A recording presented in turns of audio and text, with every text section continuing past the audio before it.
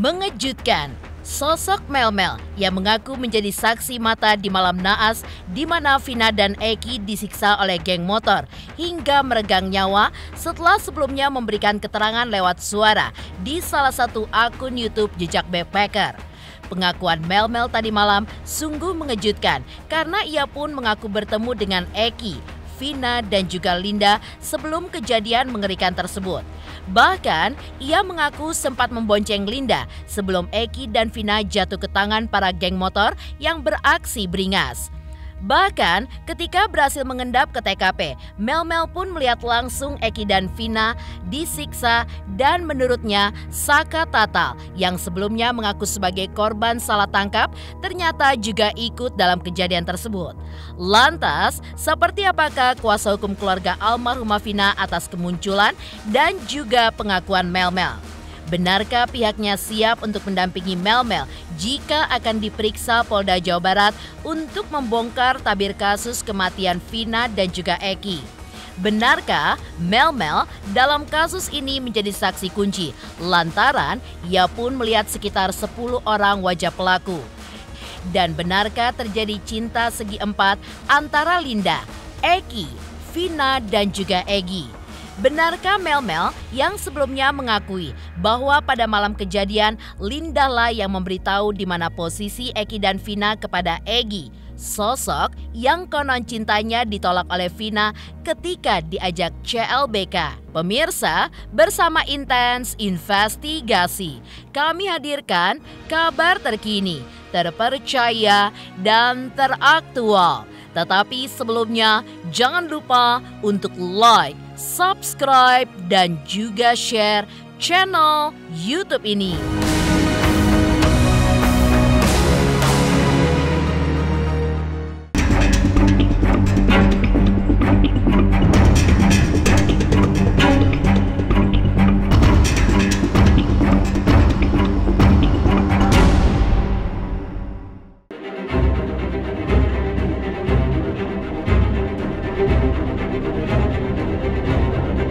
Mengejutkan, sosok Mel-Mel yang mengaku menyaksikan langsung tragedi di malam naas di mana Eki dan Vina disiksa tanggal 27 Agustus 2016 akhirnya tampil di hadapan publik.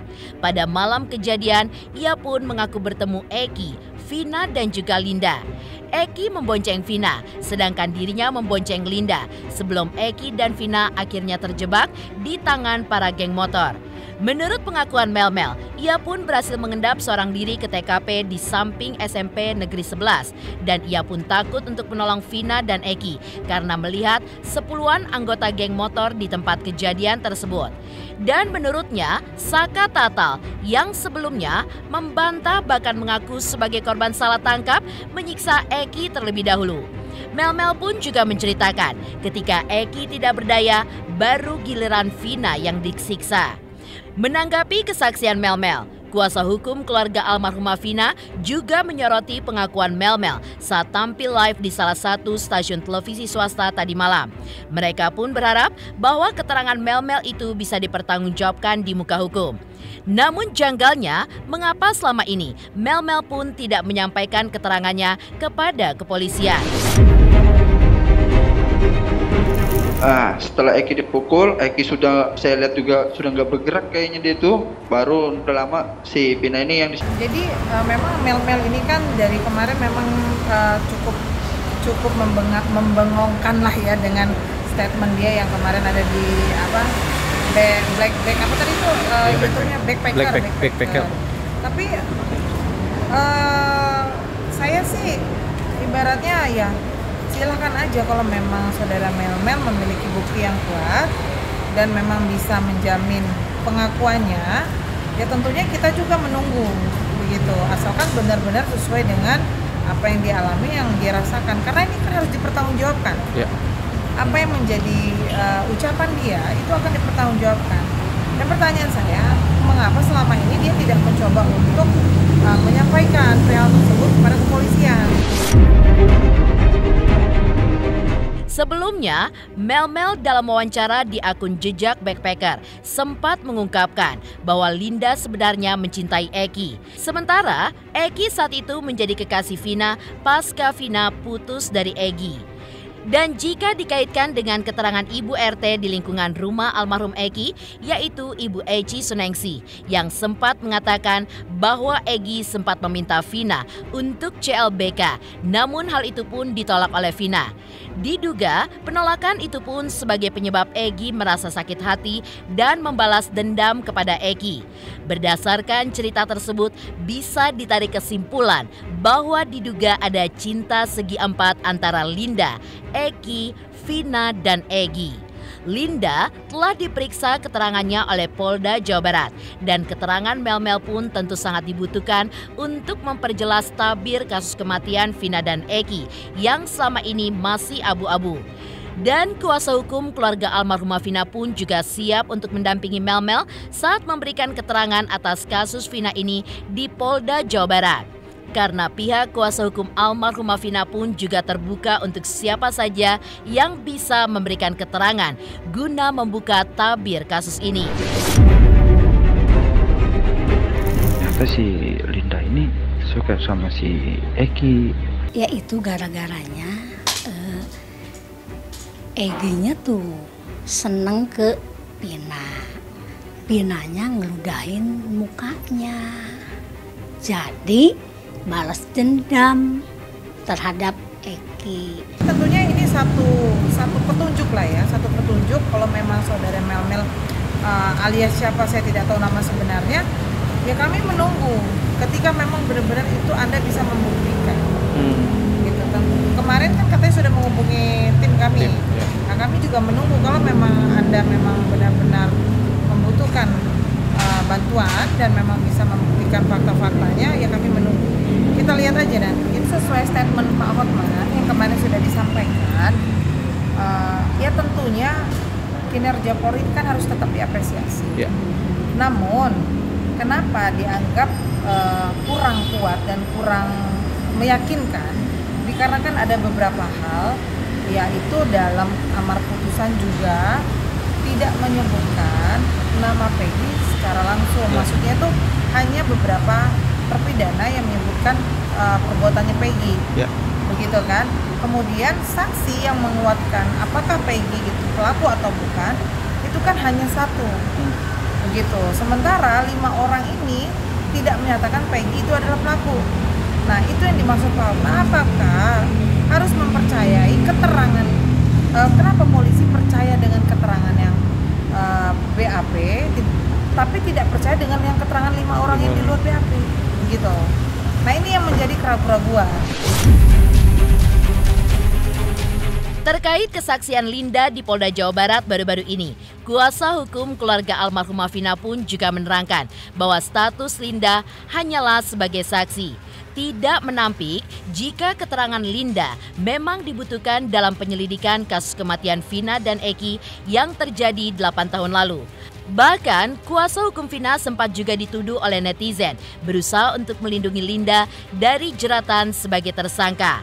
Hal tersebut langsung dibantah dengan tegas oleh kuasa hukum keluarga almarhumah Vina dan mengatakan bahwa status Linda hingga kini pun masih menjadi saksi dan belum menjadi tersangka.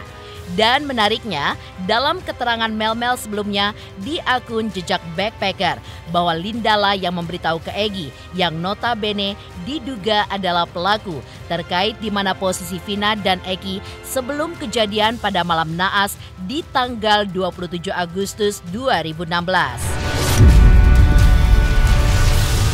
Jadi malam itu si Linda lah yang memberitahu ke Egy. Kesaksian Linda sendiri perihal bagaimana kedekatan Linda dengan almarhum.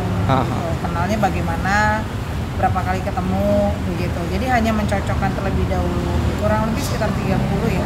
30. Dan Linda di situ berarti kooperatif juga ya kan? Sangat kooperatif. Gitu. Memang Linda mau keluar ketika memang dia diberikan panggilan secara resmi oleh Polda, dan memang Linda kan merupakan saksi dari keluarga Vina.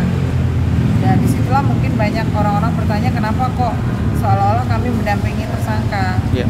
Linda belum jadi tersangka. Justru Linda itu merupakan temannya Vina yang kerasukan. Jadi petunjuk dari kerasukan itulah yang bisa mengungkap fakta adanya terjadi pembunuhan. Iya.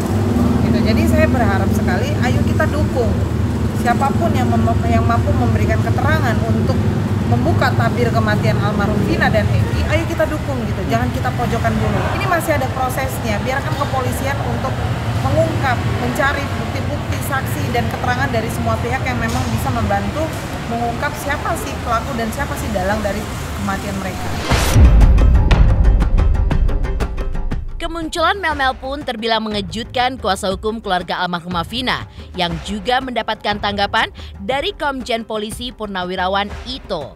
Menurut Komjen Pol Ito, dari pengakuan Mel-Mel, ia pun bisa menjadi saksi kunci atas kejadian kasus kematian Vina dan Eki. Komjen Pol Ito pun juga merasa yakin dengan kesaksian Mel-Mel bahwa dirinya ada dan melihat langsung pada saat kejadian Vina dan Eki disiksa hingga meregang nyawa. Menurutnya, kemunculan Mel-Mel pasti akan sangat membantu polisi dari Bareskrim Polda Jawa Barat dalam melakukan penyelidikan atas kasus kematian Vina dan Eki yang hingga kini pun masih menyisakan sebuah misteri. Itu nanti akan diuji dengan ketetapan polisi mengatakan dua DPO lain ini itu adalah sifatnya adalah fiktif ya atau rekaan. Tapi tadi dari Mel-Mel kan mengatakan kalau nggak salah sekitar 10 orang. Nah, ini kan baru 9. Oke. Jadi tentunya ini akan menjadi pendalaman karena si Mel-Mel ini betul-betul saksi yang melihat ya, mendengar dan mengetahui secara langsung. Ya, saat ini saya yakin bahwa teman-teman di Polda Jabar dibantu dengan Bareskrim, mereka sudah masuk ke dalam pendalaman terhadap saudara Mel-Mel ini sebagai saksi kunci ya. Termasuk saksi kunci yang saat ini dipidana ya. Kan ada saya dengar yang kooperatif ya. Nah, mudah-mudahan kasusnya cepat diungkap dan Mel-Mel itu kan waktu itu bersama Linda. Iya. Linda sekarang kan sedang didalami. Iya. Ya, sedang didalami. Kalau Linda tidak kenal dengan Peggy ya wajar, orang Peggy itu kan musuhnya dengan Eki almarhum. Yang paling tahu kan adalah almarhum. Dan mungkin almarhum Vina juga mengetahui, tapi kan Linda kan hanya temannya Vina. Tapi yang mengenal betul orang-orang di situ kan adalah saudara Mel-Mel itu ya. Yang saya yakin itu yang bersangkutan sudah dimintakan keterangan oleh Polda dan tentunya dalam perlindungan kepolisian. Geger pengakuan Mel-Mel yang menyaksikan langsung tragedi kematian Vina dan Eki Cirebon. Lantas, seperti apa sosok Peggy Setiawan di mata sahabat sekaligus pamannya? Apa yang membuat sang sahabat kaget ketika Peggy Setiawan ditangkap oleh polisi dalam kasus kematian Vina dan Eki? Pemirsa Intens Investigasi, jangan lupa saksikan terus Intens Investigasi. Dan pastikan jangan lupa untuk like, subscribe, share, dan komen jelang 3 juta subscribers channel Intens Investigasi.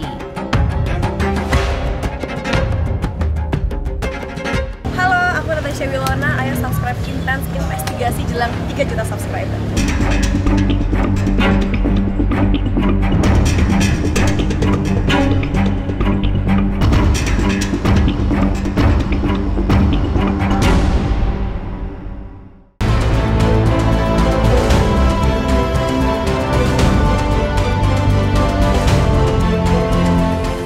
Ditangkapnya Peggy Setiawan dalam kasus kematian Vina dan Eki di Cirebon mengejutkan keluarga sekaligus sahabat Peggy Setiawan bernama Ibnu. Pasalnya, menurut pengakuan Ibnu yang juga bekerja sebagai kuli bangunan di mana ketika kejadian di tanggal 27 Agustus 2016, Ibnu mengaku jika ia sedang bersama Peggy Setiawan di Bandung karena mereka pun satu tim kerja bersama ayah Peggy Setiawan. Karena itu, ketika mendengar Peggy ditangkap oleh Polda Jawa Barat, Ibnu pun juga merasa was-was karena sosok Peggy adalah orang yang baik. Apalagi menurut keterangan Ibnu, Peggy pun tidak pernah bergabung di dalam anggota geng motor di Cirebon dan Ibnu pun juga merasa kasihan dengan Peggy Setiawan. Kaget aja, ya was-was tuh, jadi orangnya baik sih soalnya. Jadi tuh saya tuh kaget dengarnya tuh, kok bisa yang orangnya baik, dia nggak terlibat geng-geng, dia nggak pernah melu geng, nggak pernah ikut geng tuh. Cuma ya kasihan aja tuh, jadi kaget. Kok keponakan saya dibawa, kaget, kaget dan nggak percaya dan kecewa. Di HP tuh ada, jadi gemeter tuh. Soalnya dia anaknya baik sih, anaknya baik deh. Terus sering sholat terus ya kadang ya kalau itu yang bantuin orang tua cari uang buat nafkahin adik-adiknya tuh. Soalnya bapaknya kan jarang ngasih ibunya, jadi ibunya kayak gitu jangan dikasih sama suaminya. Jadi yang jadi tulang punggung tuh Peggy. Orang tua membantah ya bahwa Peggy terlibat kan. Ya memang orang tua itu tahu bahwa anaknya saat kejadian ya itu berada di Bandung, bahkan jauh sebelum kejadian ya memang berada di Bandung. Nah kan ini teman kerjanya Ibnu ini tidur bareng ya. Iya. Silakan coba Ibnu ceritakan sendiri. Ibnu boleh ceritain. Ya dari PD-nya nyampe jalan raya nganter bondol, Mang Bondol tuh. Terus pulang mampir beli makanan tuh, warteg sama pulang ya ke Bedeng makan bersama tuh. Terus kita semua ada di Bedeng. Ya makan, habis makan tidur. Ada orang 4, Inu, Parman, Robi, Peggy. Peggy Setiawan ya. Yang pulangnya Bondol. Kalau bapaknya pergi. Tahu kalau malam nggak ada, cuman ngasih uang makan, ngasih nasi ke beli nasi warteg tuh, ngasih nasi, terus berangkat lagi. Ibnu juga menceritakan tentang tudingan kepada Peggy soal mengubah identitas nama dari Peggy menjadi Robi. Menurut keterangan Ibnu, dirinya pun mendapatkan informasi tersebut dari Bondol, teman kerja Peggy di Bandung pada saat itu, bahwa perubahan identitas yang dilakukan Peggy ternyata hanyalah masalah personal dari keluarga Peggy. Karena ketika itu, ayah Peggy memiliki 2 orang istri. Dan saat itu, sang ayah pun memperkenalkan Peggy sebagai keponakannya dengan nama Robi, agar istri kedua pun tidak mengetahui bahwa ayah Peggy memiliki anak dan telah menikah. Tentang Mas Bondol saya sih tahu tuh ya. Jadi biar enggak keciri ke istri yang mudanya bahwa si Peggy itu anak dari istri, yaitu saudara saya, Kartini, Bu Kartini. Nah, supaya nggak keciri namanya diganti di sananya Robi, supaya namanya tuh bukan Peggy, Robi, ngakunya ponakannya, supaya nggak keciri di istri sananya tuh. Oh gitu. Jadi bapaknya Peggy itu kamera aja Pak, kamera. Ya. Jadi bapaknya Peggy Setiawan itu ya kan masih punya istri, masih terikat perkawinan tuh di Cirebon, Ibu Kartini yang saudara saya. Kan?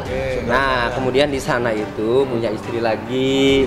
Nah, karena masih terikat perkawinan kan nggak cerai, jadi dia tidak mengaku punya istri, sehingga anaknya pun si Peggy itu diakui ponakan itu sebenarnya. Ya, jadi sebenarnya hal itu tidak terlalu penting. Contoh begini. Kejadian seperti itu kalau tidak ada suatu peristiwa kan tidak jadi persoalan. Ini persoalannya ada peristiwa. Kemudian dicurigai gara-gara ada ganti nama, kemudian dicurigai, dikira takut ya, dikira karena kabur menyembunyikan nama apa. Sebenarnya tidak. Penetapan tersangka ya, baik penangkapan sampai penetapan tersangka terhadap Peggy Setiawan ini ya. Ini kan jelas-jelas beda dari DPO. Kalau di DPO kan jelas ya, ciri-ciri rambut keriting kan. Kemudian tinggalnya di Banjarwangunan kan, kemudian umurnya kalau 2024 itu 30. Nah ini yang ditangkap ini kan Peggy Setiawan ini kan rambutnya tidak keriting, tinggalnya tidak di Banjarwangunan kan, di Kepongpongan, umurnya bukan 30, 27 tahun. Jadi kemudian didukunglah saksi-saksi yang muncul kan, bahwa pada saat kejadian Peggy Setiawan berada di sana, kan saksinya banyak. Itulah yang membuat ya lawyer tim itu tergerak untuk membela Peggy Setiawan, ya, membela Peggy Setiawan untuk menegakkan kebenaran. Dari ungkapan Ibnu yang sempat terkejut saat Peggy Setiawan diamankan oleh pihak kepolisian karena di matanya Peggy Setiawan adalah sosok yang baik. Lantas, seperti apakah tanggapan Ben Kasyafani atas kasus Vina dan Eki Cirebon yang hingga kini belum tersingkap? Pemirsa Intens Investigasi, jangan lupa saksikan terus Intens Investigasi. Dan pastikan jangan lupa untuk like, subscribe, share, dan komen jelang 3 juta subscribers channel Intens Investigasi.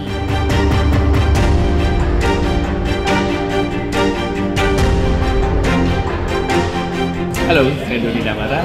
Ayo, subscriber Intens Investigasi jelang 3 juta subscriber.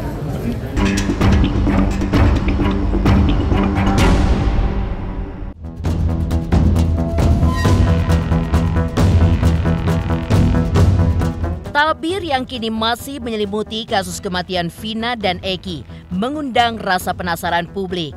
Bahkan para selebriti pun ikut angkat bicara. Di antaranya Ben Kasyafani. Mantan suami Marshanda ini pun juga merasa prihatin terhadap kasus kematian Vina dan Eki karena sudah 8 tahun lamanya dan baru diangkat kembali lantaran masih ada pelaku yang belum diadili. Menurut Ben, dirinya pun tidak bisa membayangkan jika kejadian itu menimpa dirinya, saudara ataupun orang yang dikenalnya meninggal secara tidak wajar dan hingga kini pun belum tertangkap pelakunya. Ben pun juga berharap keluarga almarhumah Vina bisa segera mendapatkan keadilan di muka hukum.